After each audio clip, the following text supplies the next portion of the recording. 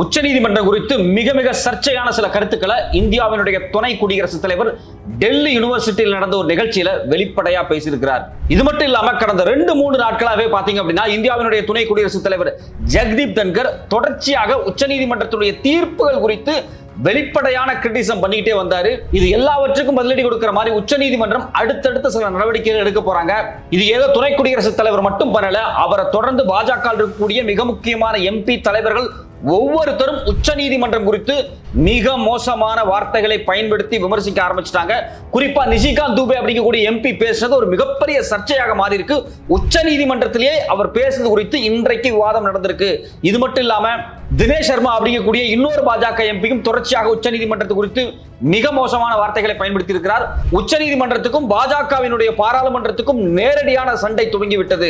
எதுக்காக தொடர்ச்சியா பாஜகவினுடைய எம்பிக்களும் மினிஸ்டர்களும் இந்தியாவினுடைய துணை குடியரசுத் தலைவரும் உச்சநீதிமன்றம் குறித்து இது மாதிரியான விமர்சனங்களை தொடர்ச்சியா செய்யறாங்க. இதுக்கு பின்னாடி இருக்கக்கூடிய அரசியல் என்ன, இன்னைக்கு இது குறித்து உச்சநீதிமன்றத்தில் விவாதிக்கப்பட்ட விஷயங்கள் என்ன? வணக்கம், இது மெட்ராஸ் ரிவ்யூ. நான் உங்கள் சத்யராஜ். கடந்த ஒரு வாரமே எதை மையமா வச்சு ஒரு மிகப்பெரிய விவாதங்கள் நடந்துகிட்டு இருக்கு அப்படின்னா, பாராளுமன்றம் வெர்சஸ் இந்தியாவினுடைய உச்சநீதிமன்றம், அதாவது நீதித்துறை பாராளுமன்றம், இந்த ரெண்டுக்கும் இடையில் நடக்கக்கூடிய முரண்பாடை மையமாக வைத்து பல உரையாடல்கள் இந்தியா முழுக்க பரபரப்பா பேசப்பட்டு இருக்கு. இதை பேசினவங்க சாதாரண அரசியல்வாதிகளோ எம்எல்ஏ எம்பிக்களோ மட்டும் கிடையாது. இந்தியாவினுடைய துணை குடியரசுத் தலைவர், ராஜ்யசபாவினுடைய சேர்மன் திரு ஜெகதீப் தன்கர் வெளிப்படையா அவர் என்ன பேசியிருக்காரு அப்படின்னா, உச்சநீதிமன்றம் அதனுடைய வரம்பை மீறி செயல்படுவது மாதிரி அவர் பேசியிருக்கிறார். அவருடைய வார்த்தைகளை எக்ஸாக்டா சொல்ல போனா அவர் என்ன சொல்றாரு அப்படின்னா, இந்தியாவில் எலெக்டட் ரெப்ரசன்டேட்டிவ்ஸுக்கு தான் அதிகமான பவர் இருக்கு, அதாவது பாராளுமன்றத்துக்கு தான் அதிகமான பவர் இருக்கு, நீதித்துறைக்கு கிடையாது. நீதித்துறை ஏன் தன்னிச்சையாக ஒரு சட்டத்தை கொண்டு வந்து ஒரு சட்டத்தை நிறைவேற்ற அளவுக்கு போறாங்க, அந்த அளவுக்கான அதிகாரம் அவங்களுக்கு யாரு கொடுத்தது? இங்கு மக்களால் தேர்ந்தெடுக்கப்படக்கூடிய பிரதிநிதிக்கு தான் அதீதமான பவர் இருக்கு, பார்லிமெண்ட் தான் சூப்பர் பவர், ஜுடிஷியரி கிடையாது அப்படிங்கிற மாதிரி பேசியிருக்காரு. இது மட்டும் இல்லாம ஜட்ஜுக்களை வெளிப்படையாகவே கிரிட்டிசைஸ் பண்ற மாதிரி தன்கர் என்று சொல்றாரு அப்படின்னா, so we have judges who will legislate. இனிமேல் வரக்கூடிய காலங்களில் ஜட்ஜுகளே சட்டத்தை லெஜிஸ்லேட் பண்ணுவாங்களா, அவங்களே சட்டம் கொண்டு வருவாங்களா, அவங்களே ஒரு எக்ஸிக்யூட்டிவாக, ஒரு எம்பியாக, எம்எல்ஏவாக இல்ல மினிஸ்டராக அவங்களே செயல்பட போறாங்களா அப்படிங்கிற மாதிரியான ஒரு கிரிட்டிசிசத்தை கிண்டலாக மிக மோசமாக வெளிப்படையா இந்திய நீதித்துறையின் மீது வச்சிருக்கிறாரு. இது குறித்து ஒரு மிகப்பெரிய விவாதமே நடந்திருக்கு. அடிப்படையில் இந்த பிரச்சனை எங்கிருந்து ஸ்டார்ட் ஆகுது அப்படின்னு உங்களுக்கே நல்லா தெரியும். தமிழ்நாடு கவர்னர் 10 பில்லுக்கு சைன் பண்ணாம விட்டிருந்தாரு. அந்த பில்ல குறிப்பிட்ட காலத்துக்குள்ள நீங்க சைன் பண்ணணும் அப்படின்னு உச்சநீதிமன்றம் இந்தியாவினுடைய ஜனாதிபதிக்கு 3 மாசம் டைம் கொடுத்துச்சு. கவர்னர் ஒரு பில் அனுப்பிச்சாருன்னா 3 மாசத்துக்குள்ள நீங்க சைன் பண்ணிடணும், அதுக்கு மேல வைக்கக்கூடாது அப்படின்னாங்க.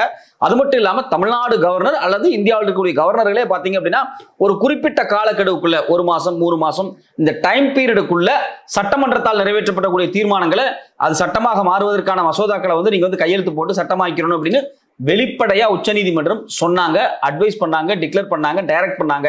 இதை நேரடியாக எதிர்த்து பேசுறாரு. இதை எடுத்து பேசும்போது என்ன இங்க முரண்பாடா இருக்கு அப்படின்னா, இவரே வைஸ் பிரசிடென்ட், இவரே துணை ஜனாதிபதி, இவரே மக்களால் தேர்ந்தெடுக்கப்பட்ட நபர் கிடையாது. யாரு?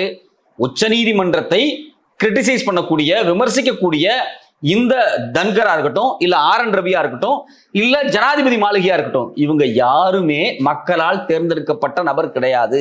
மக்களால் தேர்ந்தெடுக்கப்பட்ட பாராளுமன்றம், அந்த பாராளுமன்றம் ஒரு அரசு அமைக்கப்படுது. அந்த அரசு சார்ந்த ஆட்கள், அதாவது பிரதமரோ மினிஸ்டர்களோ, இவங்களை ஒரு ஏஜென்ட்டுகளாக தமிழ்நாட்டுக்கு அனுப்புறாங்க.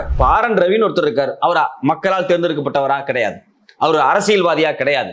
ஒரு IPS இருந்தவர், இந்தியாவுடைய உளவு பிரிவு தலைவராக இருந்தவர், அவர் பாஜக அரசாங்கத்தோட நெருக்கமா இருக்காரு. திடீர்னு கூப்பிட்டு அவர் என்ன பண்றாங்க, கவர்னர் ஆக்குறாங்க. இப்ப நாம நேரடியா என்ன கேட்கிறோம் அப்படின்னா, தன்கர் நீங்க சொல்றீங்க கோர்ட் இஷ்டத்துக்கு செயல்படக்கூடாது, மக்களால் தேர்ந்தெடுக்கப்பட்டவங்களுக்கு தான் அதிகாரம் இருக்குன்னு நீங்க டெல்லி யூனிவர்சிட்டியில இன்னைக்கு நீங்க பேசுறீங்க. நாங்களும் அதைத்தான் கேட்கிறோம். கவர்னர் யாரு? மக்களால் தேர்ந்தெடுக்கப்படல. அப்புறம் எப்படி அவருக்கு இவ்வளவு அதிகாரம்? கவர்னர் பண்ணக்கூடிய சேட்டைகள், கவர்னர் பண்ணக்கூடிய சட்டத்துக்கு புறம்பான விஷயங்களை நாங்க ஒன்னும் போலீஸை வச்சு டீல் பண்ணலையே. மாநில அரசாங்கம் கோர்ட்டுக்கு போய் நீதித்துறைக்கு போய் கேட்கிறோம். 10 மசோதாக்கள், அதாவது சட்டமாக்குறதுக்காக பாராளுமன்றத்தில் பாஸ் ஆயிடுச்சு, கையெழுத்து போடுங்கன்னு கொண்டு கவர்னர் மாளிகை கொடுத்தா அவர் கையெழுத்து போட மாட்டேங்கிறார். ஏன்னா மசோதாக்கள் பாராளுமன்றத்தில் அல்லது சட்டமன்றத்தில் நிறைவேற்றப்பட்டதுக்கு பிறகு ஜனாதிபதியோ கவர்னரோ கையெழுத்து போட்டு அது அரசுதல்ல வெளியே வந்தா தான் சட்டம். சரி, தமிழ்நாடு முதலமைச்சர், தமிழ்நாடு சட்டமன்றம் ஒரு மசோதா 10 மசோதாவை நிறைவேற்றி அனுப்புறாங்க. 2021-22 இருந்து கிட்டத்தட்ட 5 வருஷமா நீங்க 10 மசோதாவை கிடப்புல போட்டு வச்சிருக்கீங்க. ஒரு நாள் 2 நாள் பிரச்சனையா? கிடையாது, 5 வருஷமா கிடக்குது. அதனாலதான் உச்சநீதிமன்றத்துக்கு நம்ம போறோம். உச்சநீதிமன்றத்துக்கு போறேன்னா உச்சநீதிமன்றம் சொல்லிச்சு 3 மாசத்துக்குள்ள கையெழுத்து போடு அப்படின்னு சொல்றாங்க. யாருக்கு? பிரசிடென்ட்டுக்கே இன்ஸ்ட்ரக்ஷன் கொடுக்குறாங்க. அது மட்டும் இல்லாம தமிழ்நாடு கவர்னர் அவங்க மதிக்கவே இல்லை. டைரக்டாவே அந்த 10 மசோதாவையும் சட்டமாக்கிட்டாங்க. அப்ப இது இயல்பான விஷயம் தானே. மக்களால் தேர்ந்தெடுக்கப்பட்ட நாங்க ஒரு 10 மசோதாவை சட்டமன்றத்தில் கொண்டு வந்து சட்டமா மாத்திரம். அதுக்கு நீங்க கையெழுத்து போடணும். நீங்க போடாம 5 வருஷம் தக்க வச்சிருந்தது தப்பா, இல்ல நீதிமன்றத்துக்கு போய் நீதிமன்றம் குறிப்பிட்ட காலத்துக்குள்ள கையெழுத்து போடுங்கன்னு சொன்னது தப்பா? ஆனா இங்க வந்து நின்னுட்டு என்ன சொல்றீங்க அப்படின்னா, பாராளுமன்றத்துக்கு தான் பவர் அதிகம், ஏன்னா அவங்க தான் மக்களால் தேர்ந்தெடுக்கப்பட்ட நபர். நாங்களே தான்ப்பா சொல்றோம், முதலமைச்சருக்கு தான்ப்பா அதிகாரம், கவர்னருக்கு கிடையாதுப்பா. இங்க இருக்கக்கூடிய எம்எல்ஏ எம்பி மினிஸ்டருக்கு தான்ப்பா அதிகாரம். நாங்க மக்களாக இருக்கக்கூடிய நாங்க அவங்களை தேர்ந்தெடுத்து அனுப்புறோம். சோ அவங்களுக்கு தான் அதிகாரம். அப்போ பாராளுமன்றத்தை பொறுத்த வரைக்கும் நீங்க சுப்ரீம் பவர் பேசுவீங்க. ஆனா மாநில சட்டமன்றம் வரும்போது இந்த தன்கர் வந்து சுப்ரீம் பவர் பேச மாட்டாரு. உடனே வந்து உச்சநீதிமன்றத்தினுடைய இந்த வாதங்களுக்கு எதிராக நேரடியாகவே அவர் பேசுறாரு. வழக்கமா பாத்தீங்கன்னா இந்த பிரச்சனை இன்னைக்கு ஸ்டார்ட் ஆனதுக்கு காரணம் என்ன அப்படின்னா, நேற்று உச்சநீதிமன்றத்தில் ஒரு வழக்கு வருது. அந்த வழக்கு என்ன சொல்றாங்க அப்படின்னா, வெஸ்ட் பெங்கால்ல மத கலவரங்கள்லாம் வருது, அங்க ஆட்சி அதிகாரம் சரியில்லை, நீங்க அந்த ஆட்சி அதிகாரத்தை கலைக்கணும், அங்க வந்து ஒரு பிரசிடென்சியல் ரூல், அதாவது ஜனாதிபதி ஆட்சியை நீங்க டிக்ளேர் பண்ணணும் அப்படின்னு நீதிமன்றத்திட்ட போறாங்க. நீதிமன்ற கடுப்பாயிடுறாங்க. நீங்க நினைக்கிறதெல்லாம் எங்கள்கிட்ட சொல்லி அதை செய்ய சொல்றது முடியாது. இப்போ உண்மையிலேயே வெஸ்ட் பெங்கால்ல கட்டுக்கடங்காத கலவரம் நடக்கும் போது நேரடியாக இந்தியாவினுடைய சுப்ரீம் கோர்ட் தலையிட்டு சில ரெக்கமெண்டேஷன்ஸ் கொடுக்கலாம். அதுக்குன்னு பிரத்யோக பவர் இருக்கு. அவங்களுக்கு 143ல சில சிறப்பு பவர் இருக்கு. இப்ப மணிப்பூர்ல இவ்வளவு பெரிய கலவரம் நடந்துச்சு, அதுக்கு உச்சநீதிமன்றம் சிறப்பு பவரை பயன்படுத்தலாமா? பயன்படுத்தலாம். ஆனா பாஜகங்கிற ஒரு கட்சி, அதுல இருக்கக்கூடிய ஆட்சியாளர்கள், அதுல இருக்கக்கூடிய எம்பிக்கள் வெஸ்ட் பெங்கால்ல வேற ஒரு கட்சி ஆட்சி நடத்துது, அங்க மத கலவரம் நடக்குது அப்படிங்கிற பேர்ல இவங்களே தான் மத கலவரம் பண்றாங்க. இந்த இந்துத்துவா RSS VHP வந்து ஏதோ ஒரு பூந்து அங்க சட்டம் ஒழுங்கு வந்து குலைச்சிக்கிட்டு திருப்பி வந்து கோர்ட்டுக்கு போய் அங்க சட்ட ஒழுங்கு சரியில்லை, நீங்க ஆட்சியை கலைங்க, ஜனாதிபதி ரூலை கொண்டு வாங்க அப்படின்னு சொல்லி கோர்ட்ல போய் நீதிபதியை வந்து டிஸ்டர்ப் பண்றது அப்படிங்கிறது எந்த வகையில் நியாயம்? நீதிபதி வசமா கேட்டு துரத்தி விட்டார். உங்க இஷ்டத்துக்கெல்லாம் செய்ய முடியாது அப்படின்ட்டார். இதை பார்த்து கடுப்பான இந்த பாஜகக்காரங்க ஒவ்வொருத்தரா வந்து பேச ஆரம்பிச்சாங்க. அதுல இந்தியாவினுடைய குடியரசுத் தலைவரே இப்படி பேசுவார் அப்படின்னு நம்ம கொஞ்சம் கூட எதிர்பார்க்கல. இதை விட மோசமான விஷயம் என்னன்னா, பாஜகவினுடைய எம்பி நிஷ்காந்த் தூபே என்ன பேசுறாருன்னு பாத்தீங்கன்னா ரொம்ப அதிர்ச்சியா இருக்கு. அவரு இந்தியாவில் ஒரு மத கலவரத்தை உருவாக்க உச்சநீதிமன்ற தலைமை நீதிபதி வந்து செயல்படுறாரு அப்படின்னு சொல்லி உச்சநீதிமன்ற தலைமை நீதிபதி மேல ஒரு அபாண்டமான குற்றச்சாட்டு. எங்க இது நீதிமன்றங்க, உச்சநீதிமன்றம் இந்தியாவினுடைய தலைமை நீதிமன்றம். அதுல இருக்கக்கூடிய தலைமை நீதிபதி சஞ்சீவ் கண்ணா அவரை பார்த்து இவரு மத கலவரத்தை வந்து தூண்டுற மாதிரி வேலைகளை பார்த்துக்கிட்டு இருக்காரு அப்படின்னு சொன்னது வந்து ஒரு மிகப்பெரிய அபத்தமான ஒரு ஸ்டேட்மெண்ட். நியாயப்படி பார்த்தா இந்நேரம் அவர் மேல ஏதாவது ஒரு நடவடிக்கை எடுக்கப்பட்டிருக்கணும். இன்னைக்கு கோர்ட் அது விவாதமா போயிட்டு இருக்கு. அவர் மேல என்ன நடவடிக்கை எடுக்கலாம், என்ன பண்ண போறோம் அப்படிங்கிறது குறித்து விவாதம் நடந்துகிட்டு இருக்கு. அவர் என்ன சொல்றாரு அப்படின்னா, நீங்க பாத்தீங்க அப்படின்னா இது ராம ஜென்மபூமின்னு நாங்க போய் சொன்னா டாக்குமெண்ட்டை காமிங்க அப்படிங்கிறீங்க. மதுராவில் வந்து நாங்க போய் வந்து இது வந்து கிருஷ்ண ஜென்மபூமின்னு நாங்க சொல்றோம், அதுக்கு டாக்குமெண்ட்டை காமிங்க அப்படிங்கிறீங்க. இது மட்டும் இல்லாம ஞானபாபி மசூதியில அங்க ஏற்கனவே கோயில் இருந்துச்சு சொல்றோம், டாக்குமெண்ட்டை காமின்னு சொல்றீங்க. ஆனா முகலாயர்கள் வந்ததுக்கு பிறகு கட்டப்பட்ட மசூதிகள் குறித்து மட்டும் பேசினா உடனே நீங்க டாக்குமெண்ட்டை கேட்க மாட்டேங்கிறீங்க அப்படின்னு ஒரு படியான குற்றச்சாட்டை முன் வைக்கிறார். அதாவது உச்சநீதிமன்றத்தின் மீது, உச்சநீதிமன்ற தலைமை நீதிபதியின் மீது என்ன குற்றச்சாட்டு சொல்றாரு அப்படின்னா, இந்த இடத்துல ஏற்கனவே மசூதி இல்ல, அங்க கோயில் தான் இருந்துச்சுன்னு நாங்க சொன்னா நீங்க ஆதாரத்தை காட்டுன்னு சொல்றீங்க.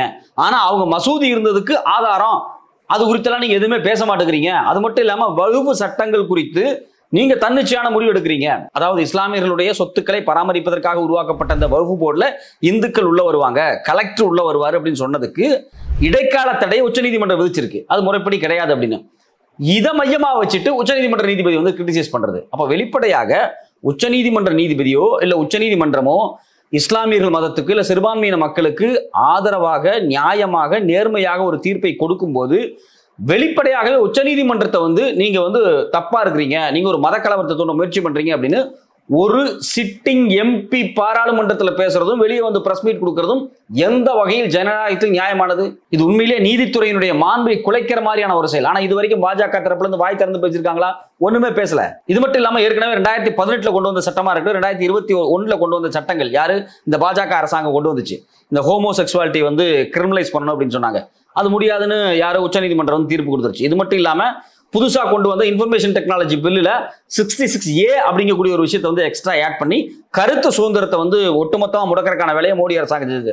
அதையும் உச்சநீதிமன்றம் வந்து காலி பண்ணிச்சு. இதெல்லாம் உச்சநீதிமன்றம் சிக்கலான விஷயம், இந்த சட்டத்தை நடைமுறைப்படுத்த கூடாது, முடியாது, வேண்டாம், நாட்டுக்கு ஆபத்து, சிட்டிசன்ஸுக்கு ஆபத்து, மக்களுடைய ஃப்ரீடம் ஆஃப் எக்ஸ்பிரஷனுக்கு ஆபத்து, வாழ்றதுக்கு ஆபத்துன்னு உச்சநீதிமன்றம் சொல்லும் போது, அதை தடுக்கும் போது அது எல்லாமே தப்புன்னு சொல்றதுக்கு நீங்க யாரு? இன்னைக்கு வந்து உட்கார்ந்துட்டு பார்லிமெண்ட்டுக்கு தான் பவர் அதிகம், பார்லிமெண்ட் லோக்சபாவும் ராஜ்யசபாவும் தான் பவர்ஃபுல்லானது, நாங்க ஒரு சட்டத்தை கொண்டு வந்தா அதை நீங்க நிறைவேற்றணும், அதை நீங்க எதிர்க்க கூடாது அப்படின்னு நீதிமன்றத்தை பார்த்து ஒரு எம்பி பேசுறாரு. அந்த எம்பி பேசின விஷயங்கள் இன்னைக்கு பரபரப்பா பேசப்பட்டு இருக்கு. நீதிமன்றத்துல, பாராளுமன்றத்துல யாரு வேணுமானாலும் எம்பி ஆகலாம், யாரு வேணாலும் எம்எல்ஏ ஆகலாம் மக்களால் தேர்ந்தெடுக்கப்பட்டால். அவங்க சட்டமன்றத்துக்கு போகும்போது அவங்க கொண்டு வரக்கூடிய சட்டங்களை சரியா தப்பா, மக்களுக்கு நல்லதா கெட்டதா அப்படின்னு பரிபாலனை பண்ணக்கூடிய எல்லா அதிகாரமும் நீதித்துறைக்கும் இருக்கு. இந்தியாவில் பார்த்தீங்க அப்படின்னா பாராளுமன்றத்துக்கு என்ன ஒரு மரியாதையும் என்ன ஒரு அதிகாரம் இருக்கோ அதே அளவுக்கு நீதித்துறைக்கும் அதிகமாக இருக்கு. அதனாலதான் ரெண்டும் தனித்தனியா இருக்கு, ரெண்டுக்கு செப்பரேட் பவர் இருக்கு. இப்ப இவங்க ஒரு தவறு செய்யும் போது அதை தடுக்க வேண்டிய பொறுப்பு நீதித்துறைக்கு இருக்கு. ஏன்னா ஒரு படி எப்பவுமே பாராளுமன்றத்தை விட கான்ஸ்டிடியூஷனுக்கு பவர் அதிகம், நீதித்துறைக்கு பவர் அதிகம் தான். அதான் நியாயமான விஷயமா இருக்கு. இதை நீங்க மையமா வச்சு பல்வேறுபட்ட முரண்பாடான கேள்விகளை ஒரு ஜட்ஜை நோக்கி கேட்கறது அப்படிங்கிறது மிகப்பெரிய ஆபத்தான ஒரு விஷயம். இது மட்டும் இல்லாம இதை விட இன்னொரு முக்கியமான விஷயம் என்ன அப்படின்னா, உத்தரப்பிரதேசனுடைய முன்னாள் துணை முதலமைச்சர், அவர் பேர் பாத்தீங்க அப்படின்னா தினேஷ் சர்மா, அவரும் வெளிப்படையாக உச்ச நீதிமன்றத்தை கிரிட்டிசைஸ் பண்றாரு. அவர் என்ன சொல்றாரு, according to the constitution of India, no one can direct the Lok Sabha and Rajya Sabha and the president has already given her assent to it. அதாவது ஜனாதிபதியோ பாராளுமன்றத்தையோ அதாவது லோக்சபாவையோ ராஜ்யசபையோ யாருமே டிக்டேட் பண்ண முடியாது அப்படிங்கிறாங்க. அது தப்பு. இந்தியாவினுடைய ஜனாதிபதி நேரடியாக மக்களால் தேர்ந்தெடுக்கப்படவில்லை, இந்தியாவினுடைய கவர்னர்கள் நேரடியாக மக்களால் தேர்ந்தெடுக்கப்படவில்லை, இந்தியாவினுடைய துணை ஜனாதிபதி மக்களால் தேர்ந்தெடுக்கப்படவில்லை. அதில் இன்டைரக்ட் மெத்தட்ல உள்ள வந்தவங்க. லோக்சபாவுக்கும் ராஜ்யசபாவுக்கும் எவ்வளவு பவர் இருக்கு, சட்டத்தை கொண்டு வருவதில் எவ்வளவு பவர் இருக்கோ அதே அளவுக்கு அந்த சட்டம் கான்ஸ்டிடியூஷனலா வேலிடிட்டி இருக்கா இல்லையான்னு முடிவு பண்ணக்கூடிய அதிகாரமும் நீதிமன்றத்துக்கு இருக்கு அப்படிங்கிறதா யதார்த்தமான உண்மையா இருக்கு. ஆனா இது இல்லை அப்படின்னு ரொம்ப திமிராக, ரொம்ப மோசமான ஸ்டேட்மெண்ட்டை ஒரு பாஜகவினுடைய முன்னாள் துணை முதலமைச்சர் தினேஷ் சர்மா பேசுறது மிகப்பெரிய சர்ச்சையா மாறி இருக்கு. இப்ப தினேஷ் சர்மா ஒரு பக்கம் பேசுறாரு, இன்னொரு பக்கம் நிதிஷ் துபே ஒரு பக்கம் பேசிட்டு இருக்காரு, தன்கர் ஒரு பக்கம் பேசுறாரு. இப்படி எல்லாருமே நீதித்துறைக்கு எதிராக மிக மோசமான வார்த்தைகளை பயன்படுத்த ஆரம்பிச்சிருக்காங்க. இது இந்தியாவினுடைய நீதித்துறைக்கே மிகப்பெரிய ஆபத்து. நீதித்துறையினுடைய மாண்பை குலைப்பதை போல் இது மாதிரியான பாஜகவை சார்ந்த RSS இந்துத்துவ குழுக்கள் பேசுவது உடனடியாக தடுக்கப்பட வேண்டும். இது குறித்து பார்லிமெண்ட்ல இன்னைக்கு ரொம்ப சீரியஸான விவாதங்கள் போயிட்டு இருக்கு. நம்ம வெயிட் பண்ணி பார்ப்போம். இன்னும் 2 நாட்களுக்குள்ள இந்த பாஜகவை சார்ந்த எம்பிக்கள், துணை முதல்வர்கள் இவங்க மீது என்ன நடவடிக்கை எடுக்கப்படும் அப்படின்னு பார்ப்போம்.